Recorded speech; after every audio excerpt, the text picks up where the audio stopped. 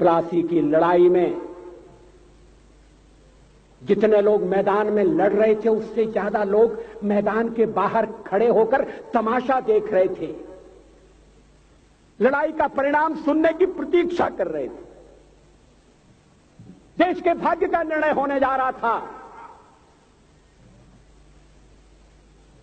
मगर उस निर्णय में सारा देश शामिल नहीं था। विदेश मंत्री के नाते मैं अफगानिस्तान गया था। आपको सुनकर ताज्जुब होगा, अफगानिस्तान के अपने मेजबानों से मैंने कहा मैं गजनी जाना चाहता हूं, गजनी। पहले वो मेरी बात उनकी समझ में नहीं आई। कहने लगे गजनी तो कोई टूरिस्ट स्पॉट नहीं है, गजनी में कोई 5 स्टार होटल नहीं है, गजनी में आप जाकर क्या करेंगे, गजनी में आप जाकर क्या देखेंगे। मैं उन्हें पूरी बात नहीं बता सकता। मेरे हृदय में कहीं गजनी कांटे की तरह से चुभ रहा है। जब से मैंने गजनी से आए एक लुटेरे की कथा पढ़ी है और किशोरावस्था में पढ़ी है, मैं देखना चाहता था वो गजनी कैसा है। आपको सुनकर ताज्जुब होगा, महमूद गजनी का अफगानिस्तान के इतिहास में कोई स्थान नहीं है।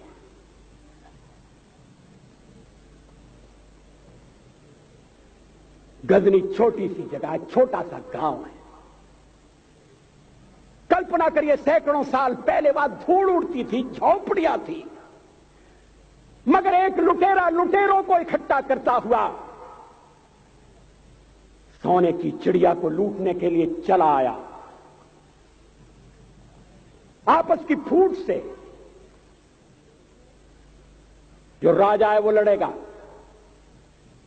जो क्षत्रिय है वो लड़ेगा। हमने समाज के बहुत बड़े वर्ग को लड़ने के अधिकार से वंचित कर दिया। हमने उन्हें हथियार नहीं उठाने दिए। मार्शल नॉन मार्शल के आधार पर हमने समाज को बांट दिया। वो लुटेरा सोमनाथ के मंदिर तक चला गया। पुजारी देखते रहे। मंदिर की पूजा भक्तों को करना पड़ती है। मंदिर तो एक प्रेरणा का केंद्र है। मैं देशपांडे जी की तरह से नास्तिक नहीं हूं, मगर उनकी नास्तिकता में भी जो आस्तिकता है मैं उसका आदर करता हूं, उसका सम्मान करता हूं। वो जिस आत्मविश्वास से नास्तिक होने की बात कहते हैं, तो मैं उनसे कहना चाहता हूं वो सचमुच में नास्तिक नहीं है। जिसकी आस्तिकता है, जिसका विश्वास है, वो नास्तिक कैसे हो सकता है। विश्वास किसमें है ये बड़ी बात नहीं है, विश्वास है या नहीं। हमने समाज के बहुत से बड़े वर्ग को विश्वासहीन बना दिया।